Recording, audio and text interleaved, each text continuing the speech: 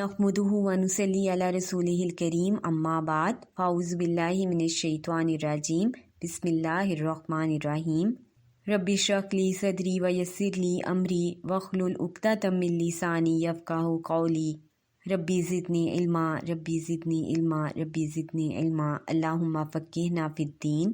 अस्सलामु अलैकुम व रहमतुल्लाहि व बरकातुहू।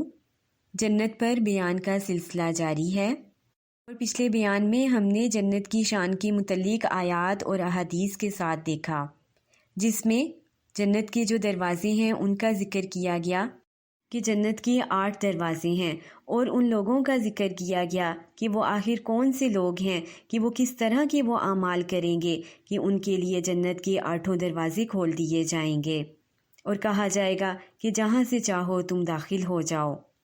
और अब हम इस सिलसिले में मज़ीद देखते हैं कि वो कौन से लोग हैं कि जो जन्नत के 8 दरवाज़ों में से जहाँ से चाहेंगे दाखिल हो जाएंगे।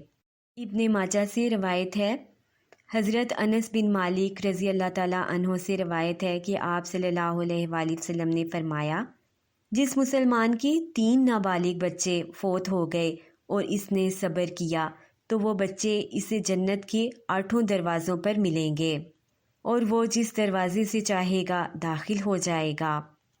इसी तरह सही मुस्लिम से रवायत है कि आप सल्लल्लाहु अलैहि वसल्लम ने फरमाया, जन्नत के दरवाज़े सोमवार और जुमेरात को खोले जाते हैं और हर शख्स को बख्श दिया जाता है जो अल्लाह ताला से शिर्क ना करता हो, सिवाय इस आदमी के जो किसी दूसरे भाई के साथ कीना रखता हो। इन दोनों के बारे में फरिश्तों से कहा जाता है कि इन दोनों आदमियों का इंतज़ार करो यहाँ तक कि ये दोनों आपस में मिल जाएं। इन दोनों का इंतज़ार करो हत्ता कि आपस में मिल जाएं।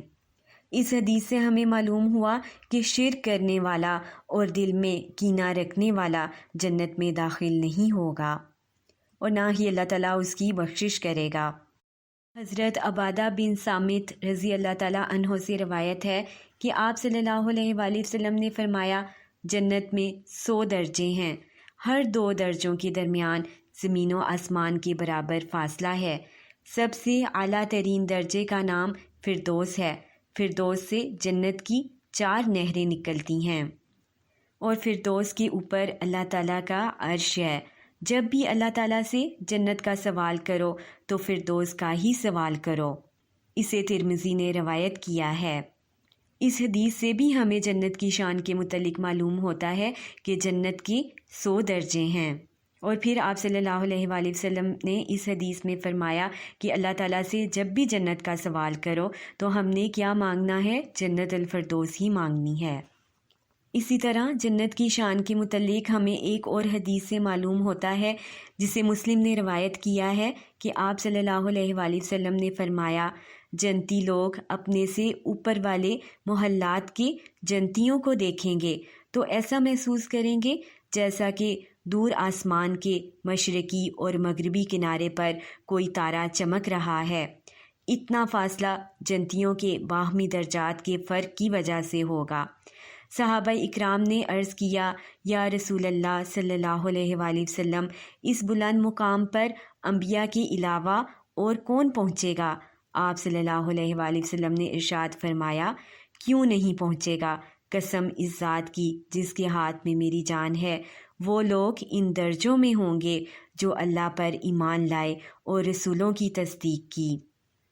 सुबहान अल्लाह। इस हदीस से हमें मालूम हुआ कि अल्लाह पर कामिल ईमान लाना और रसूलों की अताअत करना ऐसी जन्नत अता फरमाएगा जो कि अल्लाह ताला ने अंबिया के लिए लिखी हैं।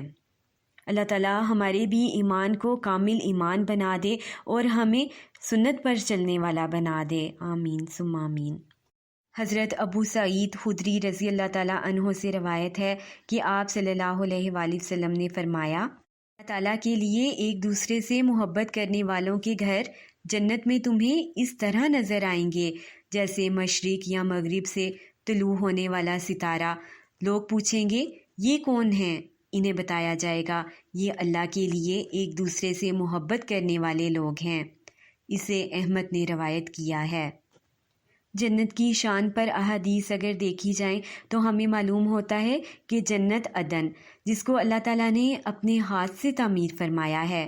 حضرت انس رضی اللہ تعالیٰ عنہ کہتے ہیں، آپ صلی اللہ علیہ وآلہ وسلم نے فرمایا، جنت عدن کو اللہ تعالیٰ نے اپنے ہاتھ سے تعمیر فرمایا ہے، جس کی ایک اینٹ سفید موتی کی، ایک سرخ یاقوت کی، ایک سبز زمرد کی، اس کی مٹی مس کی ہے، اس کے سنگریزے لولو کے ہیں، اس کا گھاس زعفران کا ہے۔ جنت کی تعمیر کے بعد اللہ تعالیٰ نے جنت سے ارشاد فرمایا، کچھ کہہ۔ جنت نے کہا، فلاح پا گئے ایماندار لوگ۔ پھر اللہ تعالیٰ نے ارشاد فرمایا، میرے جلال اور عزت کی قسم، کوئی بخیل تجھ میں داخل نہیں ہو سکے گا۔ پھر آپ صلی اللہ علیہ وآلہ وسلم نے یہ آیت تلاوت فرمائی، جو لوگ نفس کی بخیلی سے بچا لیے گئے وہ فلاح پا گئے۔ اس سے ہمیں معلوم ہوا کہ سبحان اللہ، جنت عدن کے کیا کہنے اس کی شان کے، جس کو اللہ تعالیٰ نے اپنے ہاتھ سے تعمیر فرمایا۔ اور پھر اس حدیث سے ہمیں معلوم ہوا کہ اس میں کون لوگ داخل ہوں گے، جو ایماندار لوگ ہیں، اور بخل کرنے والا اس میں کبھی داخل نہیں ہو سکے گا۔ اب یہاں پر ذکر ہوا ہے اس حدیث میں ایماندار لوگ۔ اب ایمانداری کس چیز میں ہے؟ ایماندار وہ لوگ ہیں کہ جو توحید پر قائم ہیں، جن کے ایمان میں ذرا برابر بھی شرک شامل نہیں ہے۔ اور ایماندار لوگ کون ہیں؟ جو اپنے نفس سے ایمانداری کرتے ہیں، اور وہ جب نیکی کرتے ہیں تو اس میں ریاکاری شامل نہیں ہے، نہ دکھلاوا شامل ہے، جو اللہ ہی کے لیے خاص عبادت کرتے ہیں۔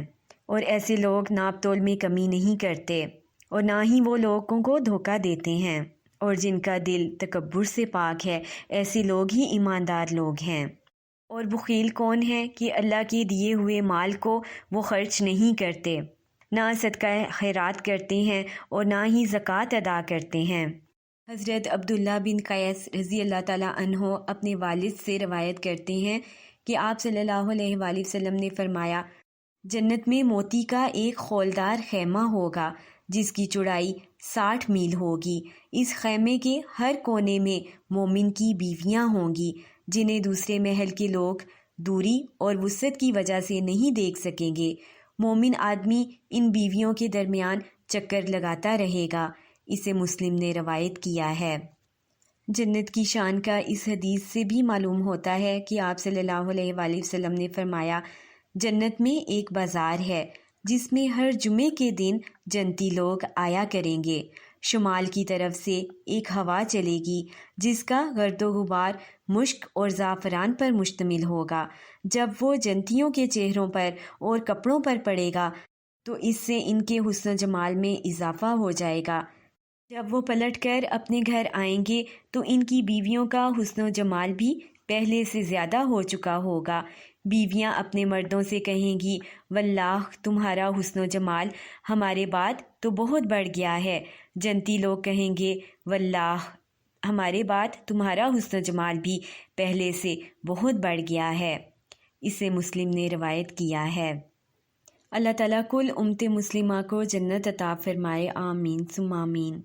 اور اللہ تعالیٰ ہمیں بھی نیکی کی توفیق عطا فرمائے، اور اللہ تعالیٰ ہم سے راضی ہو جائے، اور کوئی ایک نیک عمل اس طرح کا ہو جائے کہ اللہ تعالیٰ ہماری بخشش کر دے اور ہمیں بھی جنت عطا فرما دے، آمین ثم آمین۔ اور امت مسلمہ کو جنت حاصل کرنے کے لیے کیا کرنا ہے؟ ایمان کی مضبوطی کی طرف آنا ہے، اور ایسا ایمان جس میں شرک شامل نہ ہو، اور اپنے دلوں سے کینہ کو ہم نے دور کرنا ہے، نفرت اور حسد اور تکبر کو ہم نے دور کرنا ہے، اور جب بھی اپنے لیے دعا کرنی ہے جنت الفردوس کی دعا کرنی ہے، اور ایمان کی مضبوطی کے ساتھ ساتھ آپ صلی اللہ علیہ وآلہ وسلم کی اطاعت کرنی ہے، کیونکہ حدیث ہمیں بتاتی ہے کہ اللہ پر ایمان اور آپ صلی اللہ علیہ وآلہ وسلم کی اطاعت ایسی جنت عطا فرمائے گی کہ جو کہ اللہ تعالیٰ نے انبیاء اکرام کے لیے تیار کی ہے۔ اپنی زندگی میں ایمانداری قائم کرنی ہے اور بخیلی کو اپنی زندگی سے نکال دینا ہے، کیونکہ یہ جنت عدن میں داخلے کا باعث ہے۔ اللہ تعالیٰ ہم سب کو عمل کی توفیق عطا فرمائے، آمین ثم آمین۔ سبحانک اللہم و بحمدک، اشہد ان لا الہ الا انت، استغفرک و اتوب الیک۔ السلام علیکم ورحمۃ اللہ وبرکاتہ.